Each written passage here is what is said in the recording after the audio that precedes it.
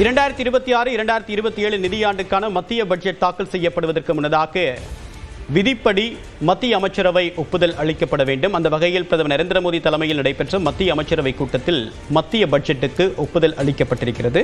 இன்னும் சில நிமிடங்களில் மத்திய பட்ஜெட் என்பது நாடாளுமன்றத்தில் தாக்கல் செய்யப்பட இருக்கிறது. இந்த பட்ஜெட் என்பது அரசியல் ரீதியாகவும் முக்கியத்துவம் பெற்றிருக்கிறது. தமிழ்நாடு, மேற்கு வங்கம், அசாம், புதுச்சேரி, கேரளா ஆகிய 5 மாநிலங்களில் சட்டமன்ற தேர்தல் நெருங்க இருக்கக்கூடிய நிலையில் இந்த பட்ஜெட்டில் இந்த மாநிலங்களுக்கு கூடுதல் அறிவிப்புகள் இருக்குமா என்ற எதிர்பார்ப்பும் எழுந்திருக்கிறது. இந்த நிலையில் மத்திய அமைச்சரவை இந்த மத்திய பட்ஜெட்டுக்கு ஒப்புதல் வழங்கியிருப்பது குறிப்பிடத்தக்கது.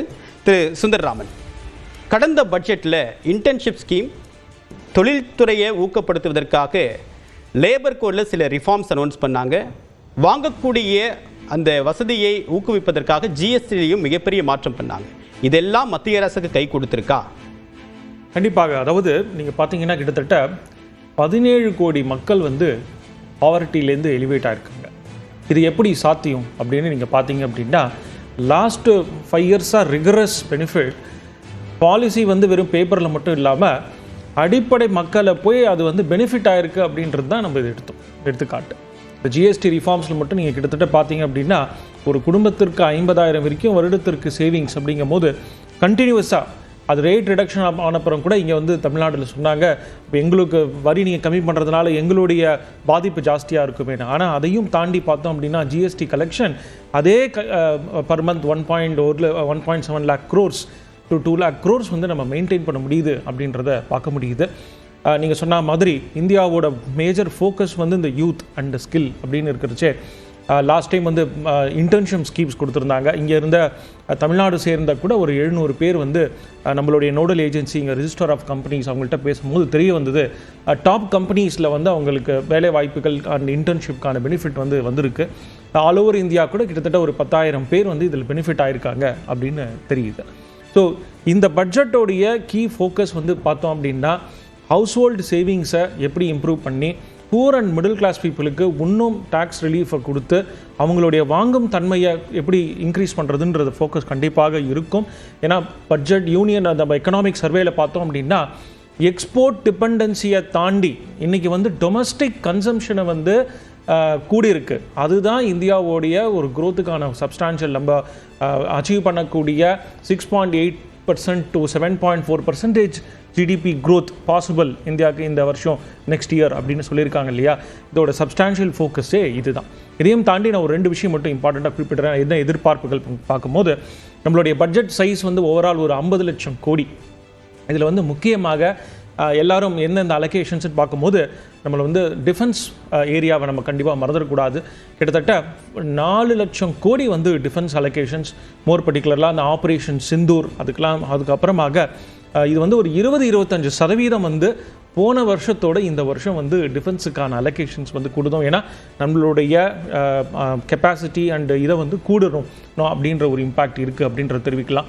ரெண்டாவது முக்கியமான ஃபோக்கஸ் எக்கனாமிக் சர்வேல நம்ம பார்க்க முடிஞ்சது இந்த ஆர்டிஃபிஷியல் இன்டெலிஜென்ஸோடைய பாரத்தோட mission, India's AI mission, Bharat AI mission அப்படின்றது கண்டினியூஸ் ஃபோக்கஸ் நம்மளுடைய கவர்மெண்ட்டில் பண்ணியிருக்காங்க. அதில் முக்கியமாக நெக்ஸ்ட்டு 10 இயர்ஸில் எது மாதிரியான வேலைகளுக்கு லேபர் இம்பேக்ட் ஆகும், எது மாதிரியான வேலைகள் இன்னும் நிறையா டிமாண்ட் இருக்கும். ஃபார் எக்ஸாம்பிள் கார்பென்ட்ரி அது மாதிரியான தேவைகள்லாம் ஆர்டிஃபிஷியல் இன்டெலிஜென்ஸ்னால் பெரிய பாதிப்பு இருக்காது. ஆனால் அதுக்கெல்லாம் டிமாண்ட் ஜாஸ்தியாக கூடும். ரொம்ப ஹைலி டெக்னிக்கல் ஒர்க்கை லேப்டாப்பில் உட்காந்து இந்த டெக்னாலஜி ரிலேட்டட்லாம் சாட் ஜிபிடியில் இன்றைக்கி ஈஸியாக சுலபமாக பண்ணிட முடியுது.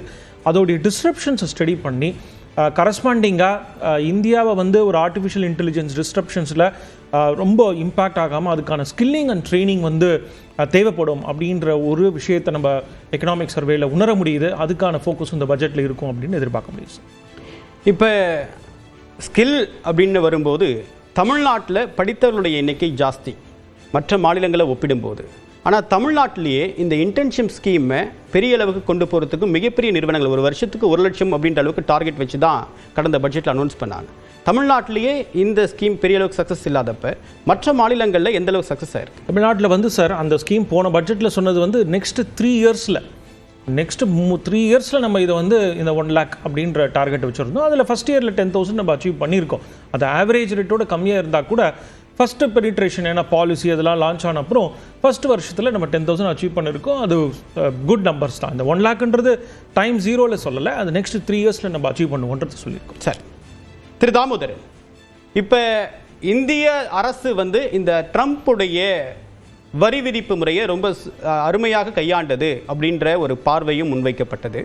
ஆனால் உங்களுடைய பார்வையில் ஏற்றுமதியாளர்கள் நீண்ட நெடுக்காலமாக இருக்கக்கூடிய சவால்கள், அதாவது உங்களுக்கு கடந்த வருஷம் பங்களாதேஷ் ஒரு போட்டி நாடாக உருவாச்சு.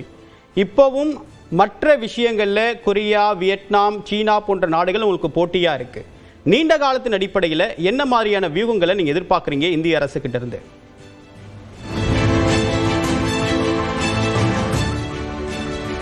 ஆக்சுவலாக டெக்ஸ்டைல் செக்டரில் 2 விதமான வியாபாரம் இருக்குது. ஒன்று domestic focused businesses. For example $120 billion அளவிற்கு இந்தியாவுடைய உள்நாட்டு நுகர்வு டெக்ஸ்டைல் இருக்குது. $40 பில்லியன் நம்ம எக்ஸ்போர்ட் பண்ணுறோம். இந்த $120 பில்லியன் உள்நாட்டு நுகர்வு பொருளாதார வளர்ச்சி 7-8% இருக்குதுன்னா அதுக்கு ஈக்குவலாக அதுவும் க்ரோ ஆகிட்டு இருக்கும். பர் கேபிட்டா இன்கம் அதிகமாக அதனுடைய பர்சன்டேஜ் அதிகமாகும். இந்த வியாபாரம் ஒரு 90-95% இந்தியாவில் இருக்கும் நிறுவனங்களால் செய்யப்படுகிறது. இதில் ஒரு சின்ன த்ரெட் எப்போவுமே இருந்துட்டு இருக்கும்.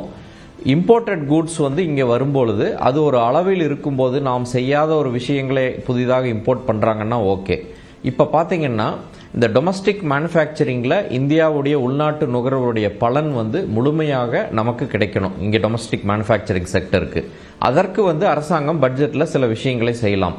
நான் முன்பே குறிப்பிட்ட மாதிரி ரா மெட்டீரியல் ஸ்டேஜில் நம்ம டியூட்டி போடும்போது எக்ஸ்போர்ட் காம்படிட்டிவ்னஸ் பாதிக்கப்படுது, உள்நாட்டு வாடிக்கையாளர்களுக்கும் விலை அதிகமாகும். ஆனால் ஃபினிஷ்டு குட்ஸும் சொல்லக்கூடிய ஆயத்த ஆடைகள் இம்போர்ட் செய்யப்படும் பொழுது அல்லது செமி ஃபினிஷ்டு குட்ஸ்ன்னு சொல்கிறோம். இப்போ நிட்டட் ஃபேப்ரிக் அப்படிங்கிறது சைனாவிலேருந்து நிறைய இறக்குமதி ஆகுது. இந்த வருடம் உதாரணமாக பார்த்தீங்கன்னா ஒரு 9,000 கோடி ரூபாய் 8,500 கோடி ரூபாய்க்கு இறக்குமதி ஆகும்னு எதிர்பார்க்குறோம். 8 மாதத்தில் ஒரு 6,000 கோடிக்கு இறக்குமதி ஆயிருக்கு. இது அட்வான்ஸ் லைசன்ஸில் ஒரு நிறுவனம் வாங்கி மறுபடியும் ஏற்றுமதி செய்தால் பரவாயில்லை. ஆனால் உள்நாட்டு தேவைக்காக இது இறக்குமதி செய்யப்படுகிறது. இதுக்கு நம்ம டியூட்டிஸ் இன்க்ரீஸ் பண்ணும் பொழுது இந்த பிஸ்னஸ் அப்படியே டொமஸ்டிக் மேனுஃபேக்சரர்ஸ்க்கு கிடைக்கும். அது ஒரு குறிப்பிட்ட பர்டிகுலர் டைம் பீரியடில் புதிதாக இல்லாத பொருள்களையும் செய்வதற்கு இந்த டொமஸ்டிக் இண்டஸ்ட்ரிக்கு ஹெல்ப்ஃபுல்லாக இருக்கும். ஸோ இந்த டியூட்டி ரேஷனலைசேஷனுடைய மாடலே எங்கே ரா மெட்டீரியலுக்கெல்லாம் 0 பண்ணிட்டு ஃபினிஷ்டு குட்ஸ் செமி ஃபினிஷ்டு குட்ஸ்க்கு இம்போர்ட் டியூட்டியை ஒரு சரியான விகிதத்தில் நிர்ணயித்தால் டொமஸ்டிக் மேனுஃபேக்சரிங் காப்பாற்றப்படும். காப்பாற்றப்படுங்கிறத விட நம்ம ப்ரொடெக்ட் பண்ணிக்கலாம். இரண்டாவது, ஏன்னா இது வளரும் மார்க்கெட். இரண்டாவதாக எக்ஸ்போர்ட் காம்படிட்டிவ்னஸ் கொடுக்கணும் அப்படிங்கும் பொழுது